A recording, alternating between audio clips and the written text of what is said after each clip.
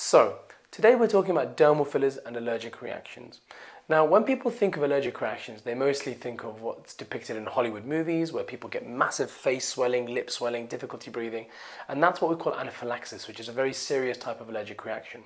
Fortunately, that's vanishingly rare and almost unheard of with dermal fillers, and the reason for that is because dermal fillers are made of something called hyaluronic acid. Now, hyaluronic acid is something which is already found in your skin. So it's almost equating someone to having an allergic reaction to drinking bottled water. Yes, it's theoretically possible, but it's very, very unlikely. The more likely type of allergic reaction is something called a delayed hypersensitivity reaction.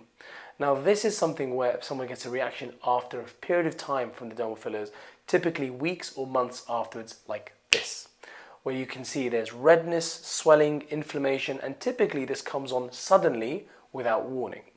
And it's usually triggered by things like vaccines or viral illnesses like stomach bugs or colds and flus and things like that. Now, the good news is it's very easy to treat and it's not dangerous at all, but it's very important to know how to recognize this and how to treat it effectively.